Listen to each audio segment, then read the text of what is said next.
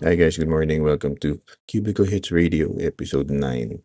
So para sa episode na to, mambabash tayo. Hindi, joke lang.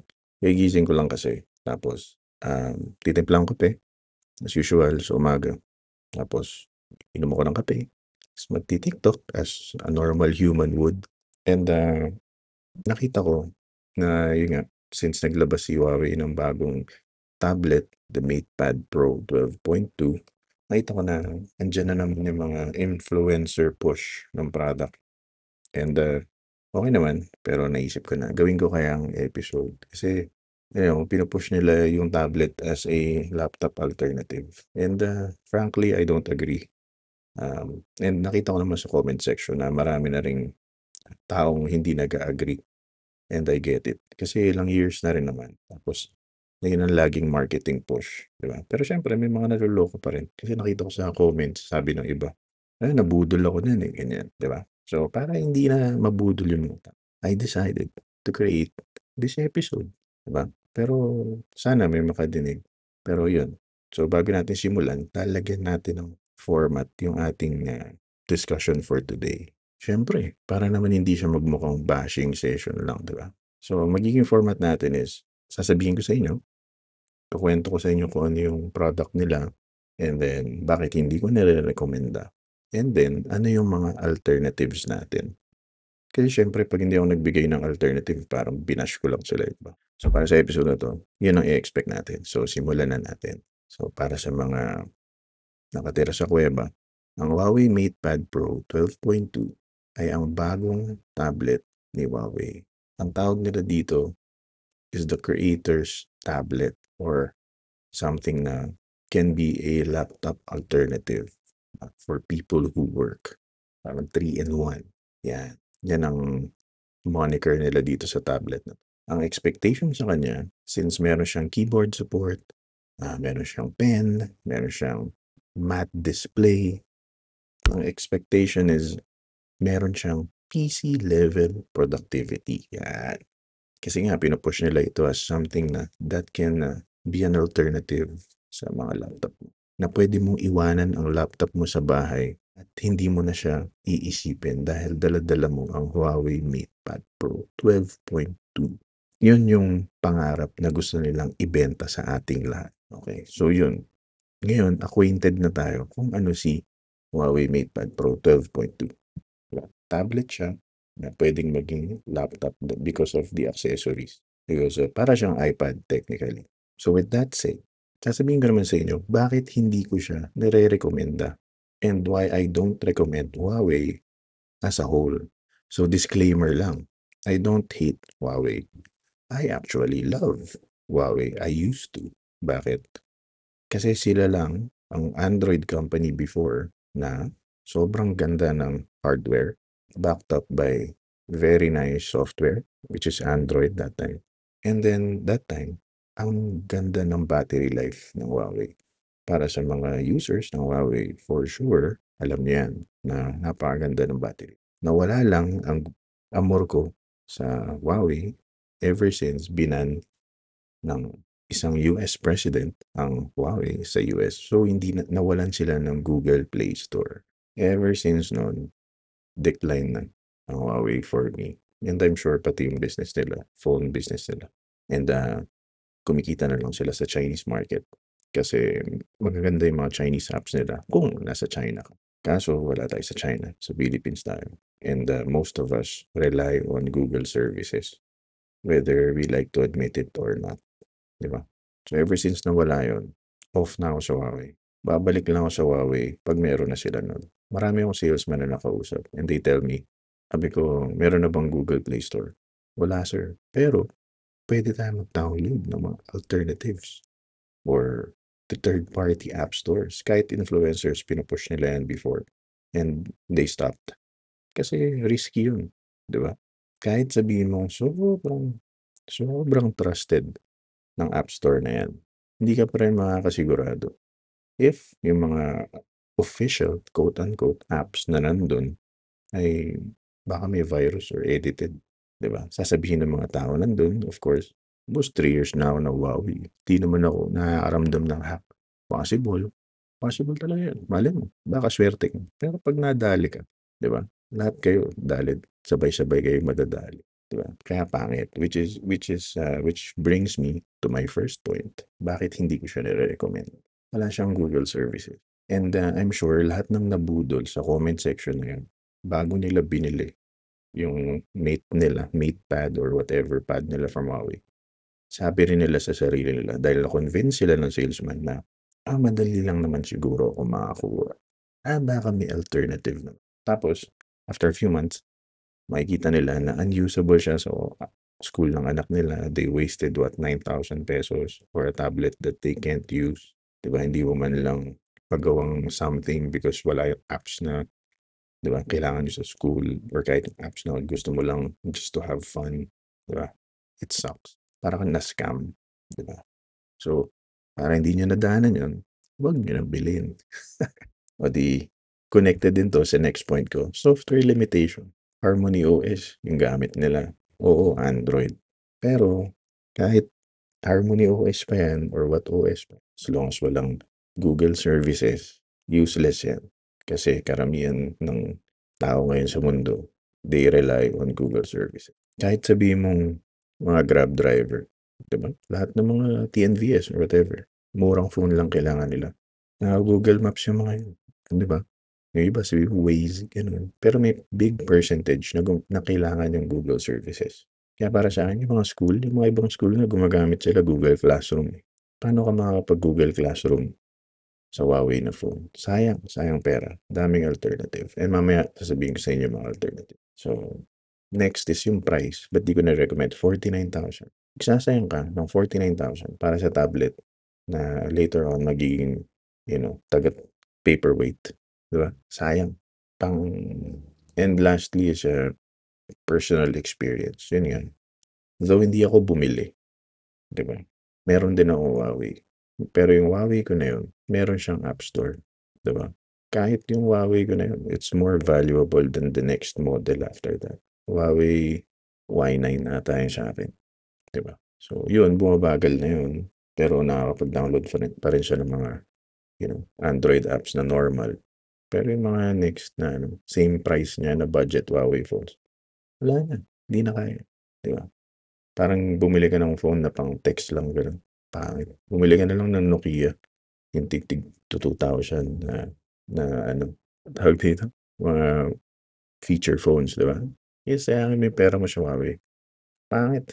So yun lang yung mga reasons kung ba't di ko siya nare-recommend. I like Huawei, pero without the Google Play Store, it sucks. Sobra. Dalhin niyo na lang yung pera niyo somewhere else. Okay. So, dahil ayoko sa Huawei and at this time, if na-convince na kita, siyempre ang susunod na tanong, Cubes, sige hindi na kami bibili ng Huawei. Ano naman ang alternative natin? Bibigyan ko kayo ng alternative. 5 alternatives just in case hindi mo bibili ng Huawei MatePad Pro. So, i-list ko yung alternatives. First alternative is the Apple iPad 10th Gen, Samsung Galaxy Tab S10 FE, mini PCs galing sa Data Blitz, murang tablets sa Realme, Oppo, Lenovo, Samsung, or murang laptop from Data Blitz. Yun. Yan ang mga nakikita kong alternative. Maganda dyan, mas mura pa yan sa 49,000 pesos. May sukli ka pa. Pag binili mo yan, meron ka pang Jollibee. May pang celebrate pa kayo ng jowa mo. Simulan natin sa Apple. Simulan natin sa iPad 10th Gen. Yung 2022 version. Bakit siya sulit? Bakit? Tanong mo ba kung bakit? Dahil sa iPad OS 26, di ba? Alam mo ba na yung tablet na yan, meron na siyang real PC-like experience kasi in-improve na ang files, i-improve na yung multitasking niya para na siyang MacBook. May window modes na siya sa lahat ng apps niya. Tapos, meron din siyang pencil support.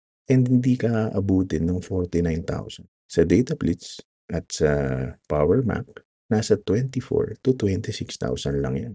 Pag dinagdagan mo ng keyboard, 32,000 minus 49,000. Diba? May sukli ka pang 17,000-ish. Ano magagawa mo sa 17K? madami, 'di ba? Pambayad mo sa tuition ng anak mo, pampamasahe mo pa uwi, 'di ba?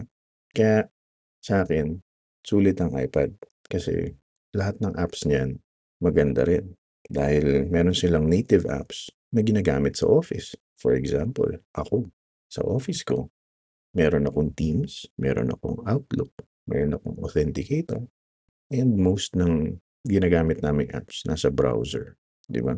Lahat 'yun nagagamit ko sa iPad. Sasabihin niyo sa'kin, kaya rin naman ng Huawei 'yun. Of course, I think so too. Dahil kung may Teams sila, meron silang Outlook, at meron silang browser, magagawa nila yung nagagawa ko, 'di ba? Totoo naman. But sabi ko nga, yung iPad ko at 26,000, 'di ba? Half na 'yun ng cost. Ang hindi magagawa ng Huawei MatePad na 'yan is kung gusto kong lumagpas dun sa mga office use case na 'yun. Ano, gusto kong mag-Procreate, gusto kong mag-Adobe apps, 'di ba? Gusto kong mag-edit ng video, CapCut, and others. Gusto kong mag-game, 'di ba? Ang daming games sa App Store, 'di ba? Puwedeng mag-NBA, mag-whatever, mag-Mobile Legends, Honor of Kings, 'di ba? Kaya pa bang gawin ng Huawei 'yun? If nasa App Store nila, of course. Pero if not, 'di ba? Spotify meron ba dun? Wala. Baka TikTok lang or whatever, 'di ba? Apple Music, meron ba? Wala. Netflix, Disney, 'di ba? Dun pa lang medyo, patay ka na. And ang malupit, ginastos ko lang for the iPad is 26,000. Siya, ikaw na merong Huawei MatePad, gumastos ka ng 49,000, 'di ba? Pangit. So I recommend this for students, professionals, and of course, creatives, 'di ba? Mas maraming creative apps sa iPad, for sure, kaysa sa Huawei MatePad. So, huwag mo na sayangin pera mo dun, 'di ba? Bili ka na lang ng iPad. Ito pa malupit, sa One Bonifacio Mall in, PGC, yung Data Blitz dun, they offer open box iPads. And meron dun, if meron pa sila, iPad 10th Gen 2022 at 14.9K, I think, color blue. 'Di ba? If you don't mind display items, bilhin mo na yun. At 14K, yun ang pinaka-sulit na PC-like experience. Diba? Okay, so enough fanboying about the Apple iPad. Next, ayaw mo ng iOS. Gusto mo Android din. Samsung Galaxy Tab S10. Ayaw mo ng normal, mas mura pa. FE. Di ba? Ang Galaxy Tab S10 FE ay nasa 26 to 29,000 pesos. Same sa iPad. 10.9-inch display, Exynos. Pero, S Pen support, ganyan, di ba? But, same sa iPad, meron siyang Google Play Store. So, hindi ka malilimitahan sa apps. Meron pang Samsung Dex yan. Diba? Kung gusto mo talagang mukhang PC yung ginagawa mo. Diba? Tapos, maganda rin ang stylus ng Samsung. Ang daming creators sa TikTok, sa Instagram, sa YouTube. Ang gamit nila for their art, for the things that they sell, sticker, Samsung, di ba? Gets ko kasi libre yung pen. Sa Apple, you have to buy it. Samsung free. Tapos, ang ganda pa ng performance. So why not Samsung, di ba? Yan ang isa sa mga no-brainer na alternative. And sabihin na natin, gusto mo pang gumastos ng more, 36,000 gets you the S10, the normal, the small one ng S10 series ng tablets. Di ba? At 29,000, may sukli ka pang 20,000 pesos. It's crazy. Sobrang sulit. Tsaka yan, kahit sabi mong, WPS, ganyan. Doesn't matter. 500 pesos per month gets you 1 terabyte, OneDrive storage, Word, Excel, PowerPoint access. Di ba? Microsoft yun. Legit pa. Tsaka alam nyo ba, pag gumagamit kayo ng WPS, tapos ginamit niyo yung save file niyan papunta sa mga Word or Google Docs, minsan nasisira ang formatting niyan. Kaya I don't recommend yung WPS software na yan. Kasi once nag-save ka dyan, kunyari nag-open ka ng PDF or ng normal Word file, pag open mo nun, wawasakin niya yung format nun. Swerte ka kung hindi. Once na nawasak niya yung format na yun, ayusin mo, di ba? Pangit eh. Sinave mo, tapos binuksan mo sa normal na Word. Wasak-wasak din yung format nun.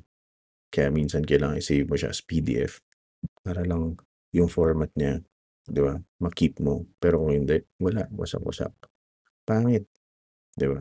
Ito na lang, mag-Samsung Galaxy Tab S10 FE ka na lang. O kaya pambili mo ng Nothing earphones yung sukli, di ba? Ito pa, next alternative. Sabihin na nating ayaw mo ng tablet form factor. Gusto mo talaga ng pang-office lang. Tapos meron kang spare na screen sa bahay. Di mag-mini PC ka na lang. Tandaan nyo, lahat to nabibili sa DataBlitz na store. So, yung mga prices dito, pwedeng mas mataas pa yan. Pwede ka pa makita ng somewhere cheap, diba? Or mas maraming variety. Pero kinuha ko lang to lahat sa DataBlitz just to prove hindi mo kailangan ding maghirap para maghanap ng magandang alternative. Punta ka lang DataBlitz. Diba? May e-commerce store sila. Dami dun. So, balik tayo sa mini PC. So, hanap ka mini PC. Alam nyo ba na ang cheapest mini PC from DataBlitz ay yung B-Link Mini S12 na Alder Lake, Intel 12th Gen, 8GB of RAM, 256GB SSD. Alam niyo magkano? 7,495. Bumili ka ng 24-inch na monitor sa Lazada at 4,000 or 3,800. Tapos bili ka ng mechanical keyboard tsaka mouse. Mga 12,000 lang meron ka ng PC setup. Okay to, pang school, 8GB of RAM. Diba? Ang downside lang ng mga mini PC, di siya portable. Pero kasi kung gagamitin mo to sa bahay, tapos sinishare mo rin sa mga kapatid mo, gano'n, mini PC ka na lang. Ito pa isa, B-Link E01. Diba? Intel N50, 16GB of RAM, 9K, 512GB SSD, 9.9K. Tsaka maliliit na box lang yun na PC. Sabihin na natin, gusto ko medyo mas malakas eh. Okay. B-Link SER8, diba? Ryzen 7, 6800H, 32GB RAM, 1TB SSD, 16.5K. Ang dami mong sukle para bumili ka ng magandang monitor, keyboard, mouse, tsaka mumurahing tablet. Diba? Isipin mo, pag binili ko yung SER8 at 16,000, tapos bumili ako ng Apple iPad, diba? Magkano yun? 32, 42K, tapos may pambili pa ako ng keyboard, mouse, tsaka ano. May tablet ka na, may PC ka pa, diba? Yan makukuha mo sa 50,000, diba? Sabihin natin, hindi, gusto ko talagang high-end, diba? SER8, Ryzen 7, 8845HS, 32GB RAM, 1TB SSD, 31,000. Isukli ka pa rin na sobrang laki. Sabihin na natin, boss, masyado na mahal talaga yan. Gusto ko mga murang tablet lang. Dami din. Alternative. Sobrang dami. Diba? Kunyari, punta ka dito, Blitz. May Lenovo Tab M11 sila. Diba? Helio G80, 4GB RAM, 12K. IdeaPad Pro. Diba? Snapdragon 8, Gen 1, 21K. Mayroon pa yung pen. Diba? Tsaka keyboard. Sabihin natin, siguro hindi niya matatapatan yung ibang features ni Huawei. But, ang pinakalamang ng mga yan, meron silang App Store. Yun lang naman yun. Realme Pad, diba? 10.4. MediaTek G80, 4GB, 64GB, 14K. Diba? Pero ako personally, hindi ko suggest na dumaan ka dito sa cheap tablet or alternative. Lalo na kung pang school. Diba? Mas gugustuhin ko pang mag-mini PC ka na lang. Diba? Pero kung gusto mo, kailangan mo talaga, hindi boss, kailangan mo talaga portability. Sa DataBlitz, meron din silang mga murang laptop tulad ng Lenovo IdeaBook E150, Ryzen 5, 7530, 8GB of RAM, 512GB SSD, 24,000. Mas bili ka ng iPad, 50K yun. Di ba? O di may laptop tsaka di may laptop ka tsaka tablet combo. Di ba? Ayaw mo Lenovo? MSI, meron. MSI Modern 14, C7M, 14 inches na laptop yun. i5, 16GB of RAM, 29K. Di ba? VivoBook, Asus, gusto mo Asus, 15 inches. i3, 8 gigs RAM, 512, 30K. Well, ito, binabayaran mo na lang yung brand. Mag-MSI ka na lang. Pero technically, it's still cheaper than the Huawei. So, yun na yung mga alternatives ko for you. Recap tayo before we end. So, at the end of the day, pag nakita niyo mga ads ng mga influencers or Huawei in general, just stay away. Hanggat walang App Store, Google Play Store, si Huawei, stay away from kasi sobrang overpriced ng mga gamit nila. Hindi nyo rin magagamit na maayos. Sayang ang pera. Pangalawa, pili na lang kayo sa mga alternative na binigay ko or yung mga similar na products doon sa alternatives na binigay ko. So yun lang, question ko sa inyo, doon sa alternatives na binigay ko, ano ang mas gusto nyo and mas prefer nyo? Share nyo naman sa comments at huwag nyo kalimutan i-like, i-share, subscribe, or whatever. itong podcast natin tsaka yung TikToks natin. And before I leave you guys, iwanan ko na naman kayo with Mr. N.E. Good night. Well, good morning.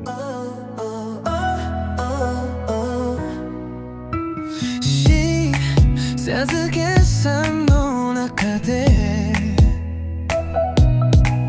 Your name だけ残ってる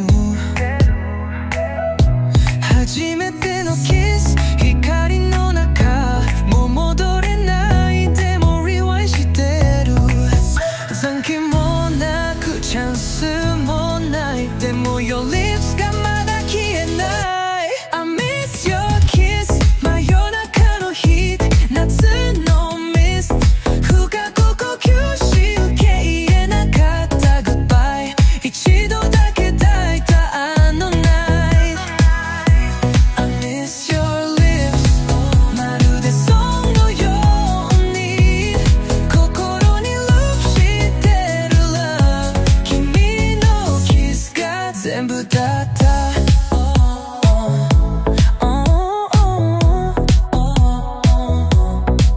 時計が止まったまま Your smile だけがフラッシュバック音のない鼓動の中で I still feel you, I want you back 若さのせいにしたくない It was real, not just a line I miss your kiss あの日の fireworks が胸を打つ手を伸ばしても far away でもその味忘れられない